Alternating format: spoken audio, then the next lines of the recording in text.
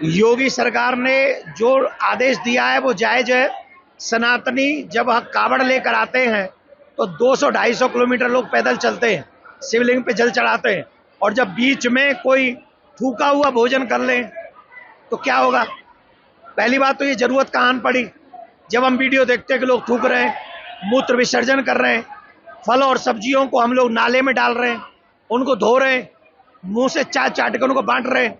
जब ऐसे वीडियो आते हैं तो कौन व्यक्ति ऐसा होगा जो मूत्र विसर्जन की हुई वस्तु को, ये हमारा तो पदार्थ नहीं है।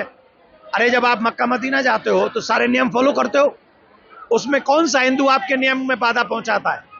तो जब आप कावड़ यात्रा में नाम बदलकर, भेष बदलकर अपने होटल और भोजन देते हो, इसका मतलब है ये रूप आ जाएगा मारीच वाला, मृग बन गया है नहीं, कालनेम वाला साधु बन गया है नहीं। तो ऐसे ये नियम बहुत जरूरी है। कावड़िया जो लोग हैं उनके व्रत का, उनके नियम का पालन रहे, उनके आहार का शुद्धिकरण। वेद कहते हैं आहार शुद्ध हो, आहार शुद्ध होगा तो पूजा लगेगी। इसका उद्देश्य है सनातन धर्म को घर घर तक पहुंचाना। आज का युवा साइंटिफिक रीजन, तिलक का, कलावा का, पूजा का, मंदिर का, घंटी बजाने का, परिक्रमा करने का, सब साइंटिफिक रीजन पूछता है। इसमें वो सारे रीजन दिए गए हैं जो हमारा युवा जानना चाहता है। और विश्व शांति सेवा चैरिटेबल ट्रस्ट की तरफ से फिर साइंटिफिक रीजन आपको बताया गया और धर्म सनातन क्या है ये बताया गया। और इसके माध्यम से कृष्ण जन्मभूमि का जो कार्य हमारा मिशन कर रहा है वो भी गुरु पूर्णिमा पे आपको जागरूक करने के लिए ये किताब ही नहीं है, बहुत कुछ अहम भूमिका निभाई हमारे परिवारों में। दूसरा, गुरु पूर्णिमा के समय पर आपको जितने भी वृक्ष दिए गए हैं इन सबको आप अपने अपने घर में जाकर या मोहल्ले में जाकर, गली में जाकर, गांव में जाकर लगाएं और लोगों को भी वृक्ष लगाने के लिए प्रेरित करें। क्योंकि पृथ्वी माँ को जब हम वृक्षों से सुसज्जित करेंगे तो ये पृथ्वी माँ हमें जीवन प्रदान करेगी। और हम सब के लिए गुरु पूर्णिमा पे सिर्फ गुरु जी का पूजन ही बहुत कुछ नहीं है। गुरुदेव ने जो हमें आज्ञा दी है, हमें जो मार्ग दिखाया है, उस पर चलना भी बहुत जरूरी है। गुरु पूर्णिमा के दिन व्यास जी का पूजन होता है, जिन्होंने 18 पुराण वेदों का निरूपण करके, वेदों का विभाजन करके हमको प्रदान किया है, जिन्होंने समाज को सदमार्ग पर चलने की प्रेरणा दी है, हमको मानव बनने का गुण सिखाया। ऐसे व्यास जी का पूजन करके उनके बताए हुए मार्ग पर चलकर, जैसे व्यास जी महाराज सदा सरस्वती नदी पर निवास करते हैं, तो नदियों का संरक्षण हमको करना चाहिए, वृक्षों का संरक्षण हमको करना चाहिए। कहाँ रहते थे? भद्रका वन में। वन में रहते थे। वन तो तभी होगा जब वृक्ष होंगे, जब वृक्ष ही नहीं होंगे तो वन कैसा होगा? और आजकल वृंदावन जैसा वृंदावन वन नहीं बनाना ना, जब बिल्डिंग ही बिल्डिंग हो। हमें वृंदावन ऐसा बनाना जिसमें वृक्षों की भी कमी न हो। आप लोग भी जो वृक्ष लेकर जा रहे हैं, यहाँ से हजारों वृक्ष जो आपको दिए गए, वो अपने अपने घरों में, गली में, मोहल्ले में, गांव में, शहर में लगाएं और लोगों को भी जागरूक करें। अपने जन्मदिन पे, विवाह महोत्सव पे अवश्य जगाएं। गुरु पूर्णिमा का आप सभी को बहुत बहुत शुभकामना, आशीर्वाद। मैं प्रार्थना करता हूँ जितने भी शिष्य आए, भगवान करे विश्व के सबसे बड़े धर्मवंत आप हो, धर्म रक्षक आप हो, सनातन पद पे चलने वाले आप हो और लक्ष्मीपति भी सबसे बड़े आप हो। ऐसी प्रार्थना सनातन लोगों के लिए हम करते। राधे राधे।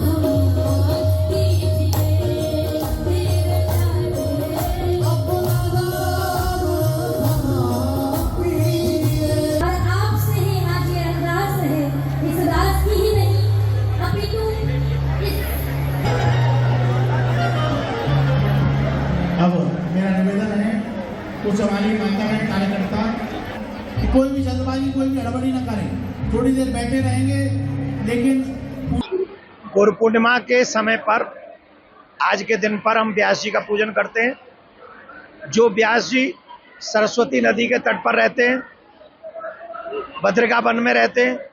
भद्रिका वन का मतलब है नदी का संरक्षण और वृक्ष का संरक्षण। तो आज गुरु पूर्णिमा पे हमने सभी शिष्यों को वृक्ष भी दिए हैं कि आप पौधे ले जाइए और जा जाके उनको बढ़ाइए, जिससे हम लोग पर्यावरण जो हमारे पृथ्वी माँ का वृक्षारोपण हम लोग ज़्यादा से ज़्यादा कर सकें और जो ग्लोबल वार्मिंग हो रही है उससे हम लोग निजात पा सकें, उसको अच्छी तरह देख सकें। दूसरा, अपने शिष्यों को हमने एक किताब भी दी है। जो युवा हैं, जो साइंटिफिक रीजन सनातन से जुड़ने के लिए मांगते हैं, वो देने का प्रयास किया गया है। तिलक क्यों लगाते हैं, मंदिर क्यों जाते हैं, पूजा क्यों करते हैं, घंटी क्यों बजाते हैं, भोग क्यों लगाते हैं, इन सब का साइंटिफिक रीजन के साथ युवाओं को सनातन को जानने के लिए एक किताब यहाँ से विश्व शांति मिशन ने निःशुल्क सबको प्रदान करी, हजारों की तादाद में। योगी सरकार ने जो आदेश दिया है वो जायज है। सनातनी जब कावड़ लेकर आते हैं तो 200-250 किलोमीटर लोग पैदल चलते हैं, शिवलिंग पे जल चढ़ाते हैं, और जब बीच में कोई थूका हुआ भोजन कर लें तो क्या होगा? पहली बात तो ये जरूरत कहाँ पड़ी, जब हम वीडियो देखते हैं कि लोग थूक रहे हैं, मूत्र विसर्जन कर रहे हैं, फल और सब्जियों को हम लोग नाले में डाल रहे हैं, उनको धो रहे हैं, मुंह से चाट चाट कर उनको बांट रहे हैं। जब ऐसे वीडियो आते हैं तो कौन व्यक्ति ऐसा होगा जो मूत्र विसर्जन की हुई वस्तु को, ये हमारा तो पदार्थ नहीं है। अरे जब आप मक्का मदीना जाते हो तो सारे नियम फॉलो करते हो, उसमें कौन सा हिंदू आपके नियम में बाधा पहुंचाता है? तो जब आप कावड़ यात्रा में नाम बदलकर, भेष बदलकर अपने होटल और भोजन देते हो, इसका मतलब है ये रूप आ जाएगा मारीच वाला, मृग बन गया है नहीं, कालनेम वाला साधु बन गया है नहीं। तो ऐसे ये नियम बहुत जरूरी है। कावड़िया जो लोग हैं उनके व्रत का, उनके नियम का पालन रहे, उनके आहार का शुद्धिकरण। वेद कहते हैं आहार शुद्ध हो, आहार शुद्ध होगा तो पूजा लगेगी। इसका उद्देश्य है सनातन धर्म को घर घर तक पहुंचाना।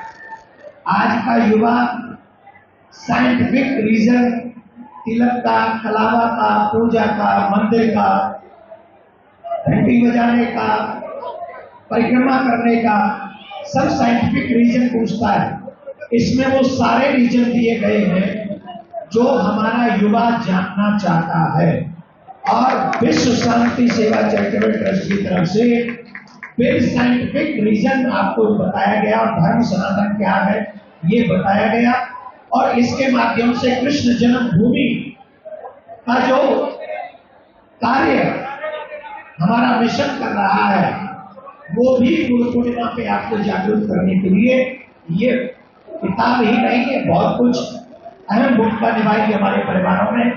दूसरा, गुरु पूर्णिमा के समय पर आपको जितने भी वृक्ष दिए गए हैं इन सबको आप अपने अपने घर में जाकर या मोहल्ले में जाकर, गली में जाकर, गांव में जाकर लगाएं और लोगों को भी वृक्ष लगाने के लिए प्रेरित करें। क्योंकि पृथ्वी माँ को जब हम वृक्षों से सुसज्जित करेंगे तो ये पृथ्वी माँ हमें जीवन प्रदान करेगी। और हम सब के लिए गुरु पूर्णिमा पे सिर्फ गुरु जी का पूजन ही बहुत कुछ नहीं है। गुरुदेव ने जो हमें आज्ञा दी है, हमें जो मार्ग दिखाया है, उस पर चलना भी बहुत जरूरी है। गुरु पूर्णिमा के दिन व्यास जी का पूजन होता है, जिन्होंने 18 पुराण वेदों का निरूपण करके, वेदों का विभाजन करके हमको प्रदान किया है, जिन्होंने समाज को सदमार्ग पर चलने की प्रेरणा दी है, हमको मानव बनने का गुण सिखाया। ऐसे व्यास जी का पूजन करके, उनके बताए हुए मार्ग पर चलकर, जैसे व्यास जी महाराज सदा सरस्वती नदी पर निवास करते हैं, तो नदियों का संरक्षण हमको करना चाहिए, वृक्षों का संरक्षण हमको करना चाहिए। कहाँ रहते थे? भद्रिका वन में। वन में रहते थे। वन तो तभी होगा जब वृक्ष होंगे, जब वृक्ष ही नहीं होंगे तो वन कैसा होगा? और आजकल वृंदावन जैसा वृंदावन वन नहीं बनाना ना, जहाँ बिल्डिंग ही बिल्डिंग हो। हमें वृंदावन ऐसा बनाना जिसमें वृक्षों की भी कमी न हो। आप लोग भी जो वृक्ष लेकर जा रहे हैं यहाँ से, हजारों वृक्ष जो आपको दिए गए, वो अपने अपने घरों में, गली में, मोहल्ले में, गांव में, शहर में लगाएं और लोगों को भी जागरूक करें। अपने जन्मदिन पे, विवाह महोत्सव पे अवश्य जगाएं। गुरु पूर्णिमा का आप सभी को बहुत बहुत शुभकामना, आशीर्वाद। मैं प्रार्थना करता हूँ जितने भी शिष्य आए, भगवान करे विश्व के सबसे बड़े धर्ममंता आप हो, धर्म रक्षक आप हो, सनातन पद पे चलने वाले आप हो और लक्ष्मीपति भी सबसे बड़े आप हो। ऐसी प्रार्थना सनातन लोगों के लिए हम करते। राधे राधे।